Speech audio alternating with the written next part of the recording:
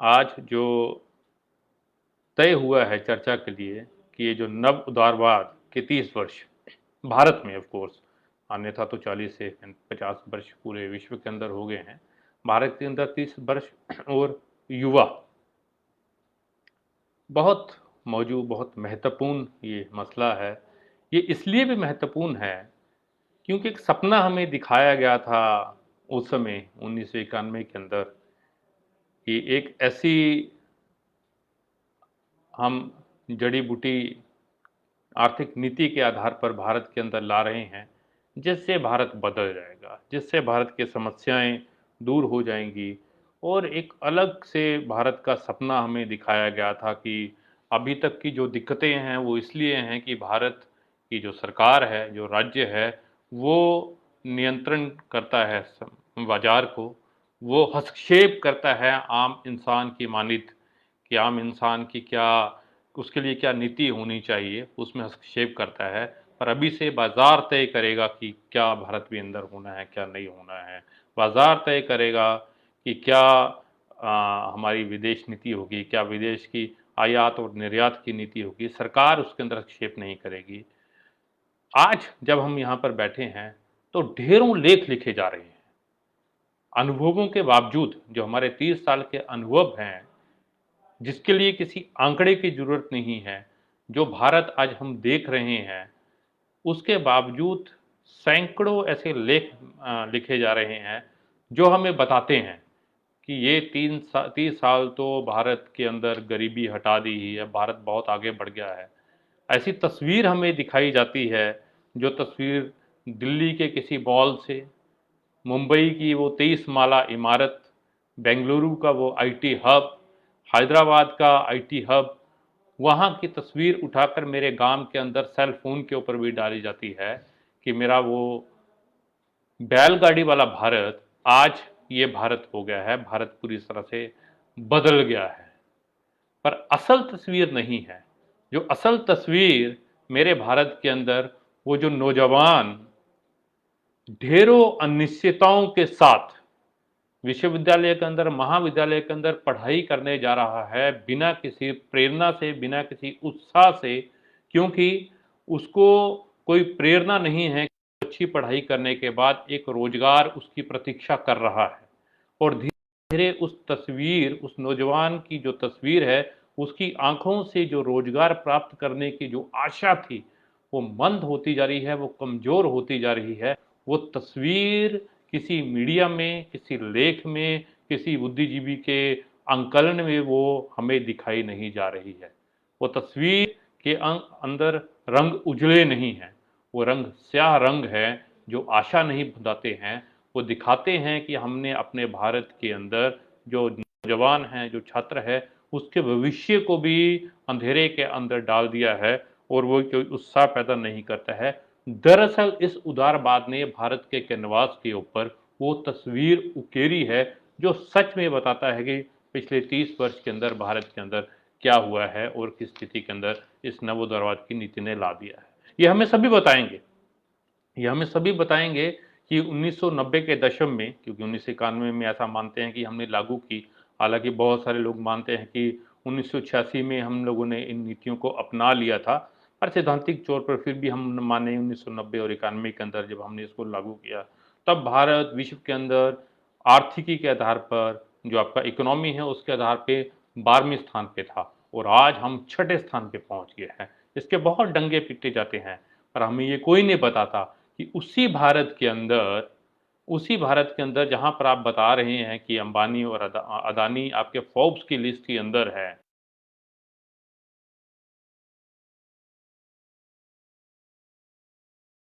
तो हमारा यही भारत स्थान पर नहीं, 133 में 133 स्थान पे है, 176 में से। तो यहाँ पर हमें ये बता रहे हैं कि आप छठे स्थान पे पहुंच गए हैं इकोनॉमी के आधार के ऊपर। जो हमारी जनसंख्या है, जो हमारा जीडीपी के अंदर दिखेगा, उसके आधार पर वहीं प्रति व्यक्ति यानी कि आम इंसान को कितना फायदा पहुंच रहा है, उसके आधार पर हम अभी भी 133वें स्थान के ऊपर है। अब नवोदय ने अगर अच्छा किया है, अगर उसने बहुत प्रोग्रेस की है, बहुत भारत के अंदर खुशहाली लाया है, तो मेरे को अगर कोई पूछे तो मैं यही बोलूँगा कि इसका मतलब लोगों को अच्छा पोषण मिल रहा है, इसका मतलब कि लोगों को आहार अच्छा मिल रहा है, पर सच्चाई ये नहीं है। सच्चाई ये है, अब तो देखिए हम ये आंकलन भी कितने दिन कर पाएंगे, ये जो हम कंपैरिजन करते हैं। अभी हमारे पास आंकड़े हैं 1992-93 और 2012 के, जब एनएसएसओ के फुल डाटा आया करता था, जो अभी मोदी साहब ने बंद कर दिया है। तो उस समय जो हमारा पैरामीटर्स था कि ग्रामीण क्षेत्र के अंदर इंसान जो एक इंसान है, उसकी जो न्यूनतम कैलोरीज की आवश्यकता है वो 2200, आप पता नहीं ये कैसे आंकते हैं कि 2200 ग्रामीण क्षेत्र के अंदर और अर्बन में 2100 कैलोरीज उसको जिंदा रहने के लिए चाहिए। उस समय यानी कि 1993 में 18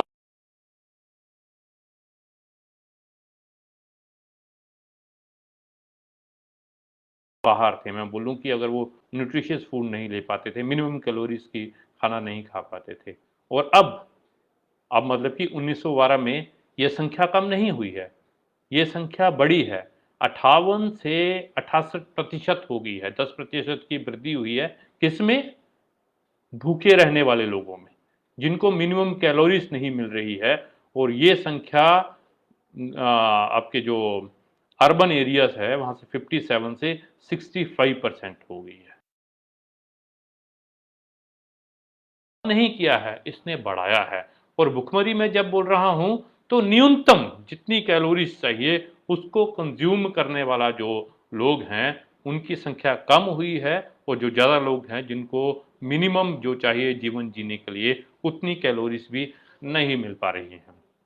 अभी अगर आप देखेंगे 2017-18 का जो साहब ने पिछले आम चुनाव से पहले आंकड़े वो रोक दिए थे, उसमें से जो कुछ लीक हुए आंकड़े एनएसएसओ के, वो हमें बताते हैं कि जो महीने भर हम पैसा खर्च करते थे अलग अलग वस्तुओं के ऊपर अपने जीवन यापन के लिए, उसके अंदर जो उनके वास्तविक मूल्य हैं जो रियल टर्म में हैं उसके अंदर 9% की गिरावट हुई है। अब ये समझ में नहीं आता कि अगर हम कैलोरीज हमारी कंजप्शन कम हुई है, ज़्यादा जनसंख्या उससे बाहर हुई है, यानी कि पोषण आहार जो है वो ज़्यादा जनसंख्या को नहीं मिल पा रहा है, जनसंख्या ऐसी जिनको नहीं मिल पा रहा है उसकी संख्या बड़ी है।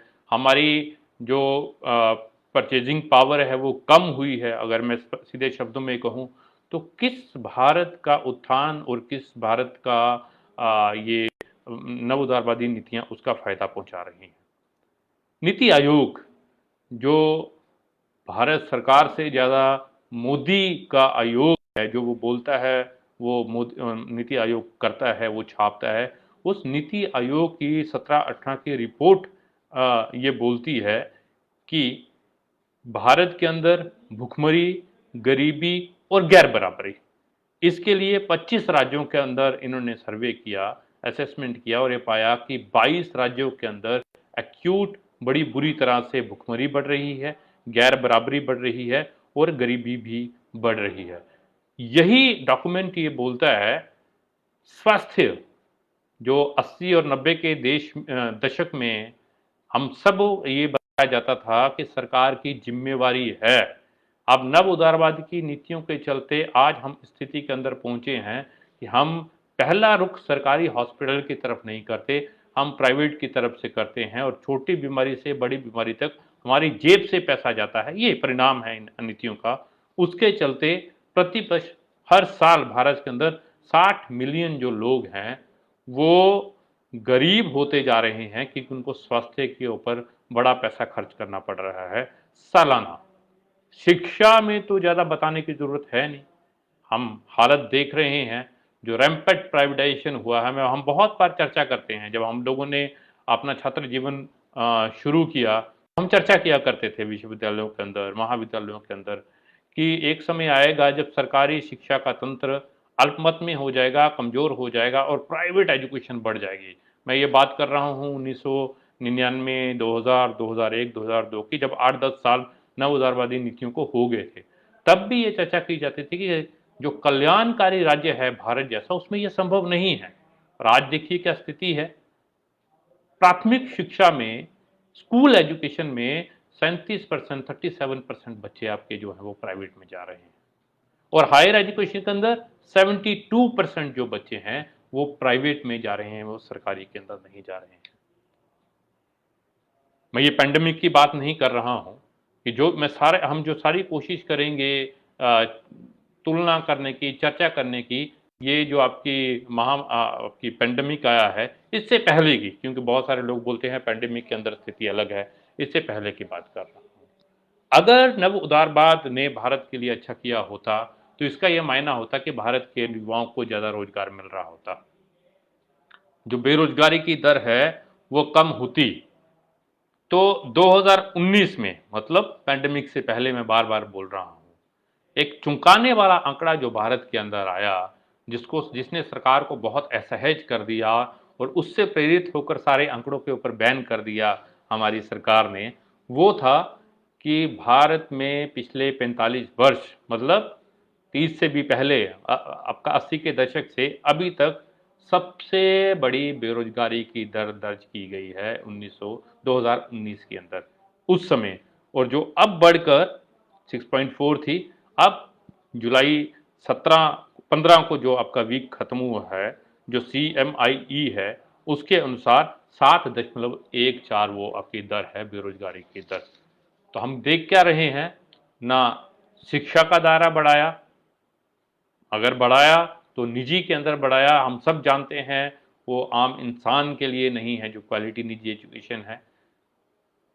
युवाओं के लिए रोजगार उत्पन्न नहीं किया, स्वास्थ्य का रैंपेट प्राइवेटाइजेशन हुआ, आम इंसान का जीवन जीने के लिए जितना उसको मिनिमम चाहिए उससे उसको दूर किया, और गैर बराबरी अथाह, वो तो बताने की जरूरत नहीं है, गैर बराबरी लगातार बढ़ती गई। उसके अलग अलग आंकड़े हैं, वो हमें ज़्यादा उस पर चर्चा करने की जरूरत नहीं है।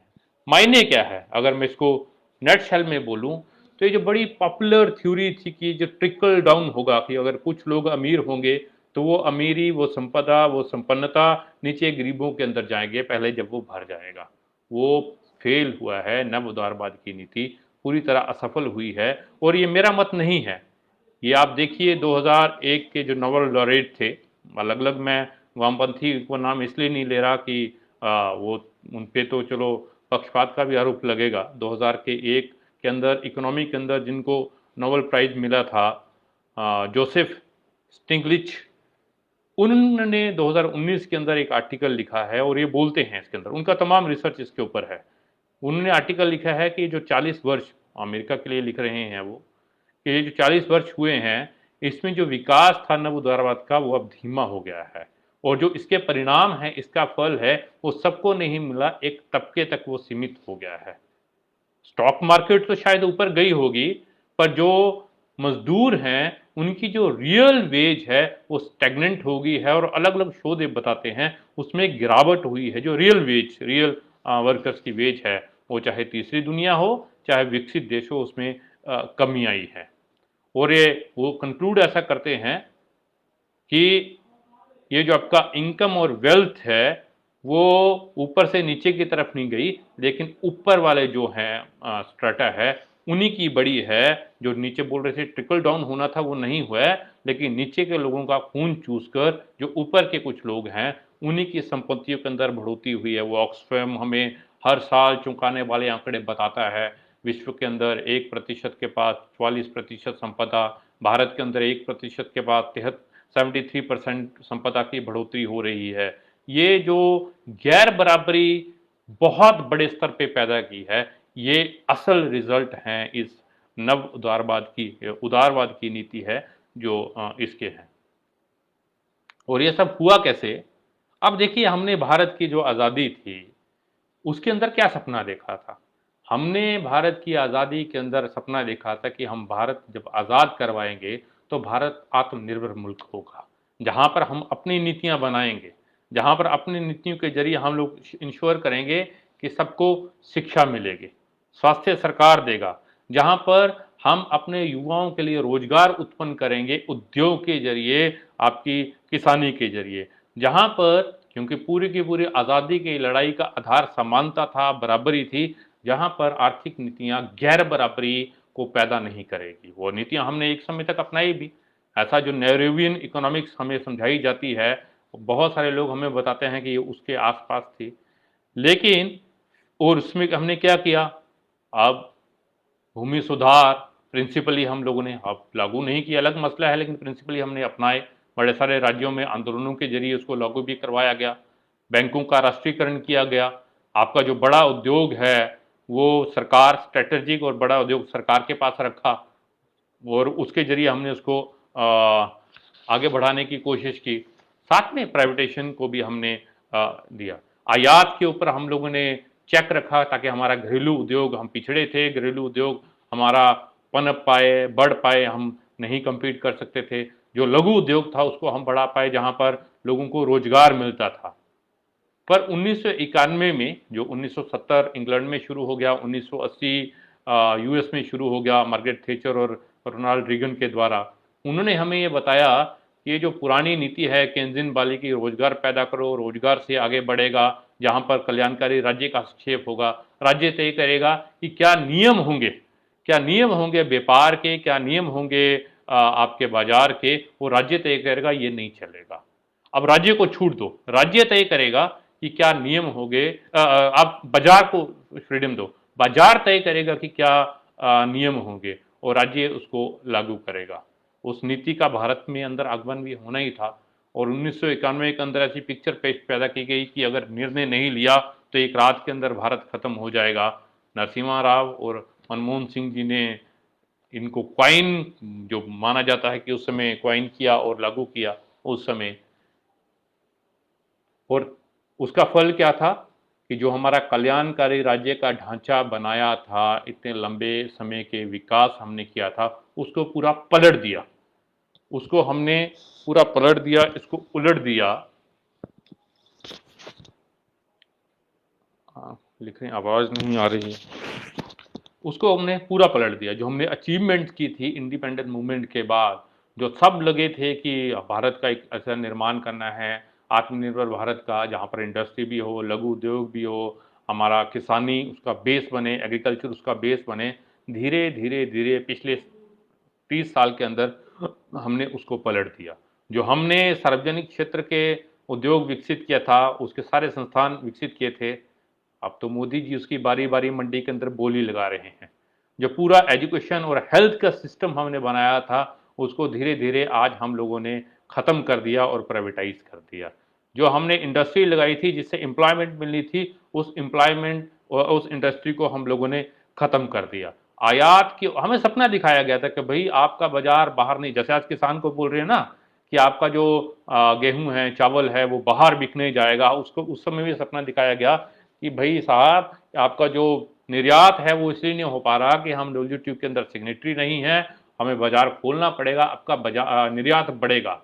सच्चाई क्या है, उस समय जीडीपी का 7% कंट्रीब्यूट करता था इंपोर्ट, अभी 27% कंट्रीब्यूट कर रहा है। इंपोर्ट इंक्रीज हुआ, एक्सपोर्ट इंक्रीज नहीं हुआ, इंपोर्ट इंक्रीज हुआ।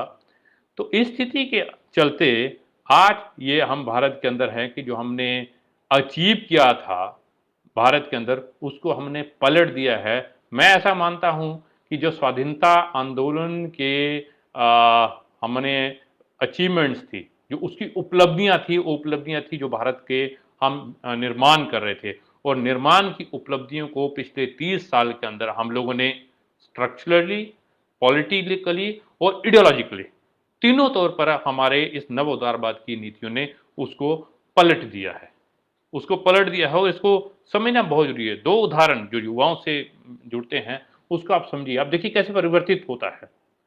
1980, 90, इवन 95 तक का जो दौर था, उसमें शिक्षा मतलब सरकारी शिक्षा, कुछ कॉन्वेंट्स थे। शिक्षा मतलब वंचित, आर्थिक और सामाजिक तौर पर चिंता नहीं थी, एजुकेशन के अंदर जाएंगे, सपना होता था कि शिक्षा से जाएंगे, सरकारी स्कूल में, कॉलेज में, विश्वविद्यालय में पढ़ेंगे, और पूरे अपने परिवार का, तब चर्चा क्या होती थी कि फर्स्ट जनरेशन लर्नर है, अगर ये पढ़ जाएगा तो पूरे परिवार का उत्थान करेगा, उसके लिए पैसा खर्च करने की जरूरत नहीं थी। वो क्या शिफ्ट हुआ धीरे धीरे, प्राइवेटाइजेशन। जब प्राइवेटाइजेशन आया हायर एजुकेशन के अंदर विशेष तौर पे, तो हमें ये बताया गया कि कोई बात नहीं, आप पढ़िए, आपको फेलोशिप मिलेगी, आपको स्कॉलरशिप मिलेगी, ये हमें बताया गया, लोग मान गए। फिर फेलोशिप का दौर शुरू हुआ, स्कॉलरशिप दौर हुआ, सरकार एक कदम पीछे हटी। बेसिकली फेलोशिप स्कॉलरशिप भी एक कदम पीछे है, नहीं तो सरकार को सब कुछ देना चाहिए, बस से लेके मिड डे मील से लेके स्कूल से लेके कॉलेज तक तमाम सरकार को देना चाहिए। पर जब फेलोशिप आई, हम एक कदम पीछे हट गए।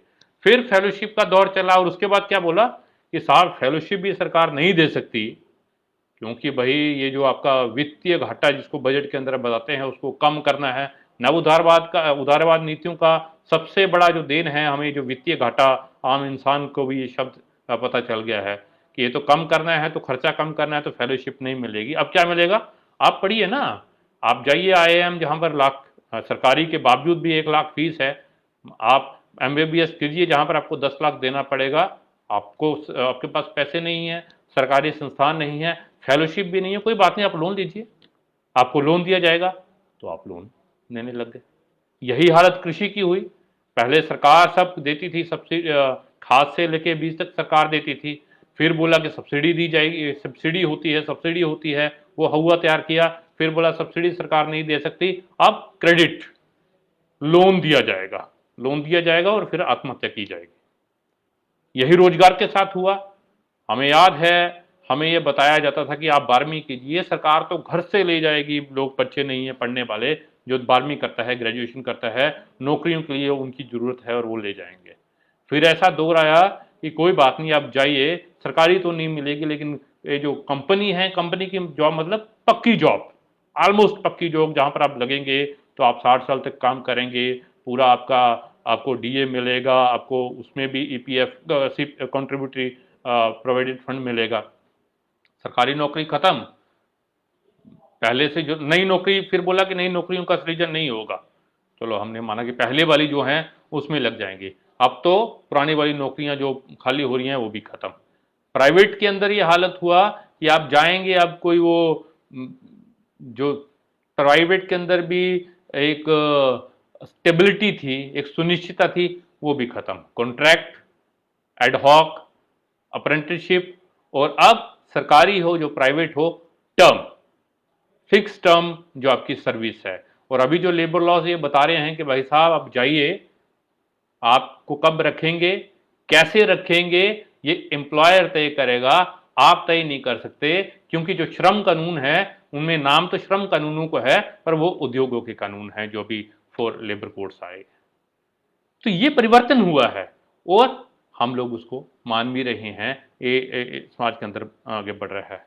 और अभी की जो मोदी की सरकार है, जिसको अगले चरण के बदलाव बोल रही है, वो तो बड़ी नंगई के साथ कर रही है। रोज निर्मला सीतारमन बोली लगाते हैं कि एयर इंडिया कितने में बिकेगी, बोली लगाने वाला कोई नहीं आ रहा है। डिफेंस कितने का बिकेगा आपका, LIC कितने की बिकेगी।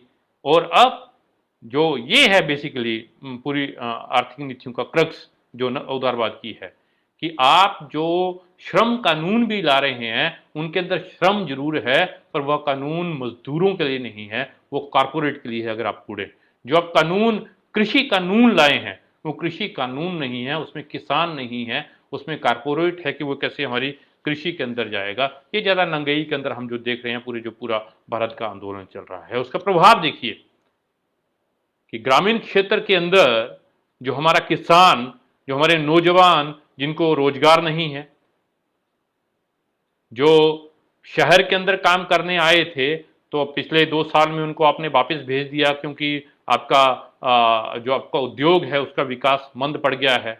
उनके पास खेती करने का जो आसरा था, वो जमीन कारपोरेट ले रहा है अलग अलग राज्यों के अंदर, और अब 3 कृषि कानूनों के बाद उसके हाथ भी वहां पर आपने बांध दिए हैं। तो उसको क्या आशा बंध रही है वहां पूरे ग्रामीण क्षेत्र के अंदर जो हमारा नौजवान है, शहरी नौजवान भी, उसको क्या दिख रहा है। और जो नौकरी के अंदर जा भी रहा है, पूरे का पूरा असंगठित क्षेत्र के अंदर, वो रात को जब सोता है तो उसको चिंता होती है कि अगले कल मैं ऑफिस जाऊंगा कि मेरे मेल के अंदर बॉस का मेल आ गया होता कि साहब आप छुट्टी कीजिए, अब से आपको ऑफिस आने की जरूरत नहीं है, कोई ग्रेच्युटी, कोई EPF, कोई पेंशन। तो वो तो अब इसकी बात ही नहीं करते हैं। तो इस स्थिति के अंदर जो हमारा युवा है वो कहाँ जाए, किस स्थिति के अंदर रहे, क्या निश्चितता उसके जीवन के अंदर है, ये परिणाम है आपका इन नव उदारवाद की नीतियों का। बिल्कुल अनिश्चित कर दिया है उसका जीवन, पूरी तरह से अनिश्चित उसका जीवन कर दिया है। ये हुआ एक पक्ष, ये एक पक्ष है। और ये है क्या? दरअसल अगर इसको मैं सम अप करूं तो ये एक लड़ाई थी, ये एक राजनीतिक और वैचारिक लड़ाई थी कि क्या राज्य प्राथमिक होगा या बाजार प्राथमिक होगा, जो शुरू हुई। और पहले दौर के अंदर पूरे विश्व के अंदर भी जब पहला आपका डिप्रेशन आया, इकोनॉमिक डिप्रेशन, और आपका जो विश्व युद्धों के बाद हम लोगों ने जो एरा था उसमें ये बोला कि राज्य का बहुत महत्वपूर्ण रोल होगा और राज्य तय करेगा टर्म्स एंड कंडीशन, व्यापार के भी बाजार की भी उसका हस्तक्षेप होगा। और उदारवादी नीतियों के बाद डिसिसिवली निर्णायक तरीके से पूरे विश्व के अंदर 1991 के बाद भारत के अंदर भी हम लोगों ने तय कर दिया कि अब राज्य तय नहीं करेगा, सरकार नहीं तय करेगा, सरकार धीरे धीरे पीछे निर्णयों से, सरकार धीरे धीरे पीछे संस्थाओं से, सरकार पीछे जाएगी सेवाओं से, और बाजार के जो उन्मुक्त, बाजार के जो अराजक, बाजार के जो बिल्कुल निर्दयी नियम है वो डिक्टेट करेंगे नीतियों को और हमारे भविष्यों को। दरअसल ये है जो नव उदारवाद की नीतियों का क्रक्स है। और ये सिर्फ नीतियों के अंदर नहीं है, ये एक समय के बाद जो आपकी पॉलिटिक्स है उसके अंदर भी रिफ्लेक्ट होता है, जहां पर आपके राजनीति भी बाजार तय करता है। जो बहुत सारे विश्व के अंदर हो रहा है, जहां पर सरकारें वहां के कारपोरेट गिरा रहे हैं, उठा रहे हैं। भारत के अंदर इसका क्लासिकल एग्जाम्पल है, और किसान आंदोलन ने स्थापित किया है इसको कि मोदी शाह सरकार नहीं चला रहे हैं, अदानी और अंबानी वो अपनी जब हाथ उंगलियां हिलाते हैं तो उनकी कठपुतलियां भी हिलती हैं। दो उंगलियां वो और तीसरा नागपुर, वहां से वो कठपुतलियां चलती हैं और वो नीतियां डिक्टेट करती है, जो आपका राज्य का भी पूरा स्वरूप बदलता है। ये भी उदारवाद के साथ बड़ा क्लियर हुआ है। पर ये इसका एक पक्ष है। दूसरा जो पक्ष है कि जब ये नीतियां आ रही हैं तो उन नीतियों को लागू करने के लिए, उनको स्वीकार करने के लिए, उनके विरोध ना होने के लिए, रजिस्टेंस ना पैदा होने के लिए किस तरह का समाज बनाया जाए। ये आर्थिक नीतियां अकेली नहीं आती हैं, वो अपने साथ नव उदारवाद का विचार, उदारवाद का विचार, उसकी समझ, उसकी संस्कृति, उसका कल्चर, उसका लिटरेचर, वो सब अपने साथ लेके आती है, जो भारत के नौजवानों के दिमाग को शेप देता है, उनको एक शक्ल देता है, उनके सोचने की दिशा तय करता है, और समाज इन जनरल उसकी भी सोचने की दिशा तय करता है। ये बहुत बड़ा खतरा है। जितना जरूरी है आर्थिक नीतियों से लड़ना, जितना जरूरी है इन उदारवादी आर्थिक नीतियों को पहचानना, उसके प्रभाव को पहचानना, उससे जो राजनीति और संस्थागत बदलाव आ रहे हैं उसको पहचानना, उतना ही जरूरी है ये जो हमारे नौजवानों के दिमागों के सोचने की दिशा को बदल रही है, ये उदारवाद की नीतियां, उसको समझना। इनकी जरूरत है, इन नीतियों की जरूरत है कि जो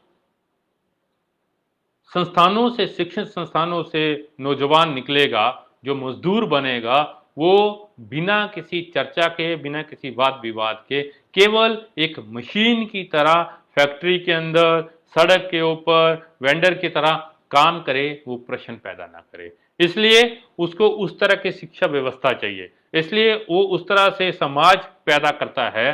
और वो भारत के अंदर हम लोग देख रहे हैं। वो हम कैसे देख रहे हैं? हमारी शिक्षा के अंदर जो बदलाव हुए हैं वो एक है, पूरा स्ट्रक्चरल चेंज पूरे भारत के अंदर किए जा रहे हैं। पर जो पठन पाठन की प्रक्रिया है, वो उसके अंदर जो बदलाव है उसको भी समझना बहुत जरूरी है। अब देखिए, अब 90 के दशक के अंदर तो छात्र आंदोलन का दौर है। जब छात्र आंदोलन राजनीति के अंदर हस्तक्षेप करता था निर्णायक, पॉलिसी के अंदर हस्तक्षेप करता था निर्णायक, वो निर्णायक लड़ाइयां भी लड़ता था और प्रोत्साहित भी किया जाता था कि आप राजनीति कीजिए। कक्षाओं के अंदर अध्यापक चर्चा परिचर्चा किया करते थे, वहां पर विश्वविद्यालयों के अंदर कक्षा और कक्षा से बाहर चर्चा परिचर्चा की जाती थी। पर विशेष तौर पे पिछले 10 साल जो हैं उसमें ऐसे बदलाव आए हैं, जो रियल टीचिंग लर्निंग प्रोसेस है कक्षा के अंदर, उसका समय बिल्कुल रिड्यूस हो गया है, कम हो गया है। ये सिर्फ ऑनलाइन एजुकेशन तो अभी पैंडेमिक में शुरू हुई है, पर उससे पहले आपका जो रूसा के जरिए जो क्रेडिट सिस्टम, रूसा के जरिए जो हमारे जो आपका ईयर है उसको सेमेस्टर, सेमेस्टर को आपकी प्रेजेंटेशंस, आपकी असाइनमेंट्स में जो बदल दिया है, एग्जामिनेशन का जो पूरा सर्कल इतना बड़ा खड़ा कर दिया है, उसमें जो कक्षा के अंदर टीचर पढ़ाए, स्टूडेंट प्रश्न पूछे, चर्चा हो, परिचर्चा हो, उसके अंदर बिल्कुल कमी आई है। एक अभी देखिए आप, अब यूजीसी ने बोल दिया है, अब यूजीसी ने बोल दिया है कि अभी यूजीसी ने ये बोल दिया है कि तमाम जो आपकी करिकुलम है, हर कक्षा के अंदर हर पेपर का 40% जो है वो आपका ऑनलाइन एजुकेशन से पढ़ाया जाएगा। पैंडेमिक तो हो गया, उसके बाद भी कि मेरे को सोशियोलॉजी के 4 पेपर हैं, हर पेपर का 40% जो है वो ऑनलाइन से पढ़ना है। और 3 दिन पहले ऐसा तय कर दिया है कि आपको एक पूरे भारत के अंदर क्रेडिट बैंक तय किया है कि अगर आप एक विश्वविद्यालय से, एक कॉलेज से पढ़ाई कर रहे हैं तो 50% वहां से पढ़िए और बाकी आपकी इच्छा है बाकी विद्यालयों, महाविद्यालयों के अंदर से अपने क्रेडिट पूरा कीजिए। क्रेडिट बैंक वो बोल रहे हैं, और अपनी डिग्री पूरी कीजिए। मतलब छात्र और अध्यापक का कोई रिश्ता नहीं, छात्रों का आपस में कोई रिश्ता नहीं, छात्रों का गैर कर्मचारियों से कोई रिश्ता नहीं, और अपने अनुभव से वो जो सीखते थे कि जब एक के पास फीस नहीं है तो दूसरा भी सोचता था कि क्यों नहीं है। जब कक्षा के अंदर, कक्षा के बाहर वो जातीय गैर बराबरी देखता था, जातीय भेदभाव देखता था, तो उसकी जो स्पष्ट होती थी समझ, वो से दूर चला गया। जब भाषा की दिक्कत समझता था तो उसको समझ आता था कि क्यों भाई हिंदी नहीं थोपनी है साउथ के अंदर, क्यों जरूरी है आपका लोकल लैंग्वेज के अंदर स्कूल के अंदर जाना। तो ये तमाम चीजों से वो महरूम हो जाएगा, और जब जाएगा सोसाइटी के अंदर तो फिर वो उसके अंदर जो किसी नागरिक की भूमिका है वो भी अदा नहीं कर पाएगा। एक दूसरा, ये जो उदारवाद की नीतियां हैं, ये जो चैंपियन है फ्रीडम की, पर इनकी जो आज़ादी है वो आज़ादी सबकी नहीं है, वो आज़ादी समुदाय की नहीं है, वो आज़ादी कलेक्टिविज्म की नहीं है, वो आज़ादी केवल और कभी व्यक्ति की है। तो व्यक्ति उसके अंदर सर्वोपरि हो जाता है, और जो समाज है, जो उसका समुदाय है, जो कलेक्टिविटी है, वो पीछे चली जाती है। तो हमें ये बताया जाता है कि आप आज़ाद हैं अपना करियर बनाने के लिए, आप आज़ाद हैं अपनी नौकरी हासिल करने के लिए, आप आज़ाद हैं क्लास के अंदर टॉप करने के लिए, पर आपकी ही कक्षा के अंदर बाकी छात्रों को अगर शिक्षा नहीं ग्रहण कर पा रहे तो आपको उससे कुछ लेना देना नहीं है। आपको नौकरी मिल रही है, बाकी नौजवानों को नौकरी नहीं मिल रही है, तो आपका इससे कोई कंसर्न नहीं होना चाहिए। जो व्यक्तिवाद ये आगे बढ़ाता है अगेंस्ट कलेक्टिविज्म, जो इकट्ठी की भावना है, उससे दूर लेके जाता है, ये इसका बहुत बड़ा अनुभव है। और ये सिर्फ यहां तक सीमित नहीं होता, क्योंकि जब वो व्यक्तियों को बांटता है तो वो समाज के अंदर एकता होने ही नहीं देता, और 2 कारणों से। ये पहला, वो समाज के अंदर एकता नहीं होने देता, तो वो समाज को भी टुकड़ों के अंदर बांटता है। जब नौकरी नहीं मिलती है तो वो बताता है कि भाई तेरे को और तेरे समुदाय को, आपको और आपके समुदाय को तो नौकरी मिल जानी थी, पर आपकी नौकरी दूसरी जाति वाला खा गया। भारत के अंदर संसाधनों की कमी नहीं है, पर आपके संसाधनों को ये दूसरे अल्पसंख्यक जो इतने 1000 साल पहले, इतने 100 साल पहले आए थे भारत के अंदर, वो खा रहे हैं, इसलिए आपको नहीं मिल रही है। मतलब जातीय और सांप्रदायिक ध्रुवीकरण, जातीय और सांप्रदायिक के आधार पर समाज को बांटता है, क्योंकि उसकी जरूरत है। उसकी जरूरत है जब जब आर्थिक नीतियों के चलते समाज ऐसी स्थिति के अंदर आता है जहां पर नौजवानों के पास, समाज के पास क्या तरीका होगा कि उसके खिलाफ लड़ेंगे। अगर लड़ेंगे तो उनको दिक्कत होगी, तो लड़ने से रोकने के लिए उनको बांटेगा। तो ये उदारवाद की नीतियां भारत के अंदर नहीं, पूरे विश्व के अंदर भी समाज को बांट रही हैं, जाति के आधार पर, पहचान के आधार पर, धर्म के आधार पर। उसका हम भारत के अंदर भी देख रहे हैं परिणाम। और वो कल्चर कैसे पैदा करता है? वो कल्चर भी पैदा करता है अपने डिस्कोर्स सेट करके। आज पूरा उत्तर आधुनिकतावाद का लिटरेचर हमें मिल जाएगा अपने बाजार के अंदर, जहां पर किताबें थ्योरी के अंदर ये बताएंगी कि ये जो कलेक्टिविज्म है, ये ऑर्गेनाइज मूवमेंट है, इसका काम नहीं है। आपकी अपनी पहचान, उसके आधार पर लड़ना बहुत जरूरी है, जो पूरा कास्ट ग्रुप्स हमें समझाने की कोशिश करते हैं।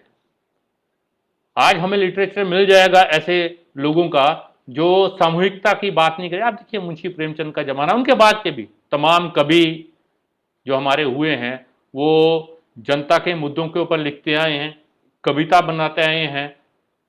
उनका जो बौद्धिक स्तर था वो इतना ऊपर होने के बावजूद भी अपने आप को जनता से जोड़ते थे। किताब पढ़ते पढ़ते हमें जनता की समस्याओं का एहसास ही नहीं होता, पर उसके लिए लड़ने की जिम्मेवारी भी महसूस होती थी अगर हम उस लिटरेचर को पढ़ते हैं।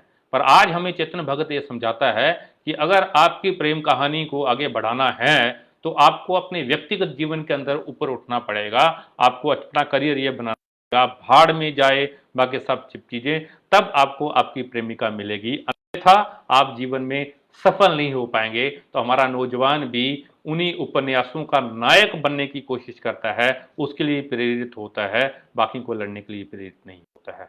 उस समय के आप देखिए, आपके जो टीवी के सीरियल्स हैं, उस समय की फिल्में देखिए। आज के महानायक अमिताभ बच्चन सैकड़ों भूमिका में दिख जाएंगे जब वो मजदूरों के और किसानों के नेता बनते हैं।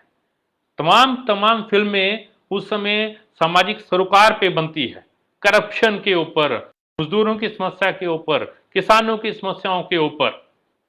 पर आज तो ऐसे कानून ला दिए गए हैं जहां पर स्कोप, जो सिनेमेटोग्राफी एक्ट आया है उसके बाद तो सरकार ये तय करेगी कि फिल्म की पटकथा भी क्या होगी।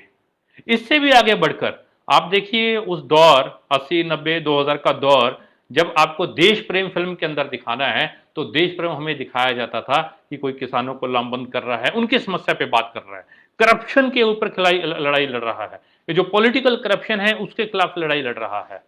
वो हम देश भावना की उत्प्रेरित हो जाते थे। पर आज की देश भावना क्या है? अभी तो वेब सीरीज का जमाना है।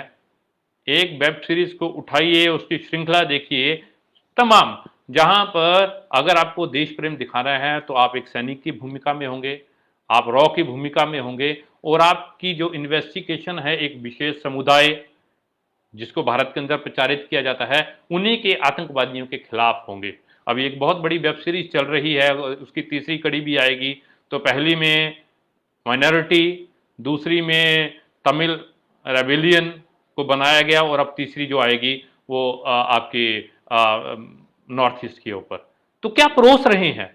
और हमारा जो पूरा का पूरा डिस्कोर्स है वो राष्ट्रवाद है कि आप मुस्लिम को गाली दीजिए, सिख को गाली दीजिए, पाकिस्तान को गाली दीजिए, तब आप राष्ट्रवादी होंगे। और ये पूरा भारत के अंदर जो पूरा कल्चर है, लोगों के खासकर नौजवानों से प्रेरित होते हैं, उसके दिमाग को शेप कर रहे हैं, उसके दिमाग को वो करते हैं, प्रभावित करते हैं। तो ये अलग तरह का जो संस्कृति पैदा कर रहा है, जो उदारवाद की नीतियां हैं, ये भी बहुत महत्वपूर्ण है। इसके ऊपर भी हमें समझने की जरूरत है। अब ये सब हो रहा है तो वे आउट क्या है, रास्ता क्या है? अरे साहब, रास्ता भी इसी के अंदर है। आप 30 साल के बाद हम एक बात ये बोल सकते हैं कि जो इल्यूजन पैदा किया था, एक जो भ्रम पैदा किया था, वो समाज के अंदर और विशेष तौर नौजवानों के अंदर वो भ्रम खत्म होता जा रहा है। वो उस भ्रम से निकल रहे हैं, वो अपने अनुभवों से सीख रहे हैं कि ये नव उदारवाद की नीतियां, ये उदारवादी नीतियां, 30 साल की नीतियां और ये जो अगले इसके बदलाव हैं वो हमारे पक्ष के नहीं हैं। ये जो आपने बोला था कि कॉर्पोरेट टैक्स के अंदर छूट देंगे, डायरेक्ट टैक्स कम करेंगे और इनडायरेक्ट टैक्स से बड़ी आप देश चलाएंगे, ये नहीं चलने वाला है। तो वो अपने रोजगार को लेकर आंदोलन कर रहा है, वो अपने शिक्षा को लेकर आंदोलन कर रहा है। जो आपके युवा, जो हमें बताया जाता था कि अब तो आंदोलन मजदूरों का नहीं बचेगा क्योंकि इनफॉर्मल सेक्टर के अंदर, आईटी सेक्टर के अंदर सबसे ज्यादा नौजवान हैं, उसमें आंदोलन की भूमिका ही नहीं है। तो जो आईटी हब बेंगलुरु के अंदर आईटी के नौजवानों ने तय करके दिया है, आंदोलन करके दिखाया है, वो रास्ता दिखा रहा है। वो रास्ता दिखा रहा है कि जैसे इसका भ्रम कमजोर होता जा रहा है, नौजवान किसी अल्पसंख्यक को टारगेट नहीं करेगा, नौजवान किसी दूसरी जाति के लोगों को टारगेट नहीं करेगा, वो हिट करेगा नीति के ऊपर, और वो हिट करेगा इस नीति को लाने वाली सरकार और कारपोरेट के ऊपर। वो रास्ता है जो हमें आशा बताता है। आशा बताता है हमें पिछले समय के अंदर जो पूरे छात्रों का आंदोलन हुआ है, छात्रों ने अपनी शिक्षा को लेकर हमारे संस्थानों की जो स्वायत्ता है उसको लेकर, हमारी सोचने और बोलने की आजादी को लेकर जो आंदोलन किए हैं। आपके सागर विश्वविद्यालय मध्य प्रदेश के अंदर 2 दिन पहले जिस तरह से एक टॉक जिसके अंदर गौहर राजा और अपूर्वानंद आने वाले थे, उसको कैंसिल कर दिया गया विश्वविद्यालय के द्वारा। एबीपी और वहां के जो आपके पुलिस कमिश्नर है उसके दबाव के चलते पूरे भारत के अंदर यह हो रहा है। उसके खिलाफ जो नौजवान सड़क पे उतर रहा है कि आप हमारे उद्योग के ऊपर तो ताला लगा रहे हैं, खेत के ऊपर कानून ला रहे हैं, वो भी सहन नहीं होगा, पर आप मेरे दिमाग और मेरे लब के ऊपर जो ताला लगा रहे हैं वो भी हम सहन नहीं करेंगे। उन्मुक्त विचार और उसकी अभिव्यक्ति जो युवा है वो उसकी प्राथमिकता है, उसको आप रोक नहीं सकते। वो उन्मुक्त है, वो आजाद है और वो आजादी के साथ अपनी आजादी, अभिव्यक्ति की आजादी और अपने भविष्य की आजादी, अपनी नीतियों की आजादी के लिए लड़ेगा भी, वो हमें आस बताता है। और वर्तमान समय के अंदर कल अशोक जी ने आपसे बात भी की कि हमें सबसे बड़ी आस बताता है मजदूरों का और किसानों का आंदोलन। वो किसान आंदोलन जो केवल मुद्दों पे नहीं है, वो आंदोलन इन उदारवादी नीतियों को चैलेंज कर रहा है, वो सत्ता को चैलेंज कर रहा है, उसको चुनौती दे रहा है और उसको बोल रहा है कि ये नीति नहीं चलेगी। अदानी और अंबानी की उदारवादी जो नीति है, जहां पर सरकार उनके मुनाफे को बढ़ाने के लिए खुले तौर पर नीति बना रही है, वो नहीं चलेगी। इसको वापस लेना पड़ेगा और पिछले 8 महीने से वो सड़क के ऊपर है। सरकार चाहकर भी उस नीति को लागू नहीं कर पा रही है। और उस किसान आंदोलन से जो सबसे बढ़िया तस्वीर आती है, वो तस्वीर आती है जब नौजवान नारा लगाते हुए, नौजवान बैरिकेड तोड़ते हुए, नौजवान पानी की बौछारों को झेलते हुए आगे बढ़ता है। पर वही नौजवान पर्दे के पीछे भी, वही नौजवान पर्दे के पीछे भी पूरे किसान आंदोलन को संगठित करने के लिए, पूरे किसान आंदोलन को आगे बढ़ाने के लिए जो भी जरूरी है पूरी जिम्मेवारी के साथ और पूरे अनुशासन के साथ उसमें लगा हुआ है। वो हमें एक आशा देता है, आशा ही नहीं देता, वो हमारा एक ऑल्टरनेट साहित्य।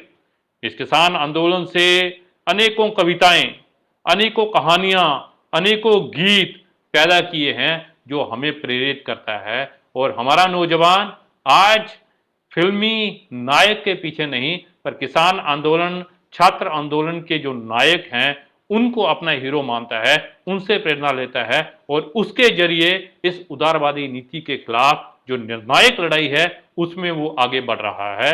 और अपना जीवन के साथ साथ पूरे समाज के अंदर बदलाव के लिए, समाज के अंदर बराबरी के लिए, समाज के अंदर बेहतरी के लिए जो उसको सिखाया जाता है कि व्यक्ति उसको तोड़ते हुए वो महसूस कर रहा है कि उसकी आज़ादी तब तक संभव नहीं है जब तक समाज की आज़ादी नहीं होगी। इसके लिए वो आगे बढ़ रहा है और इसी विचार के लिए पूरे जीवन शैली जी ने काम किया और जिसके लिए हम लोग भी आज यहाँ पर चर्चा कर रहे हैं। और इस संकल्प के साथ, इस आशा के साथ कि इस विचार को और मजबूत करते हुए इस उदारवादी नीति को अब हम पीछे धकेलेंगे। अब मैं ये नहीं बोलता कि 1990 के पहले वाला दौर होगा, नया दौर होगा, नया दौर होगा जहां पर अगर एक देश का मजदूर दूसरे देश में जाएगा, एक देश की पूंजी दूसरे देश में जाएगी, उसकी नियम क्या होंगे, उसकी टर्म्स क्या होगी, जनता की चुनी हुई सरकारें तय करेगी। वो कोई उद्योगपति या कोई वो बाजार नहीं तय करेगा। वो जो बैलेंस बदल गया था, उस बैलेंस को हम जनता के पक्ष में, हम सरकारों के पक्ष में लाएंगे। सरकारों मतलब जनता के द्वारा चुनी हुई जनता की सरकारें। जो एक ऑथर बोलते हैं कि 1% लोगों के द्वारा बनाई जाने वाली सरकारें और 1% के लिए काम करने वाली सरकारें नहीं होंगी। जनता की, जनता के द्वारा चुनी हुई, जनता के लिए काम करने वाली सरकारें होंगी। और निश्चितता वो मोदी सरकार नहीं होगी, अदानी और अंबानी सरकार नहीं होगी, वो हमारी सरकारें होंगी जिसमें इतिहास के अंदर नौजवानों ने निर्णायक भूमिका निभाई है, निभा रहा है, निभाएगा और हमारे सपनों का भारत खुद बनाएगा जहां पर नीति उदारवाद की नहीं होती, जहां पर नीति जनता की होगी। बहुत सारा धन्यवाद।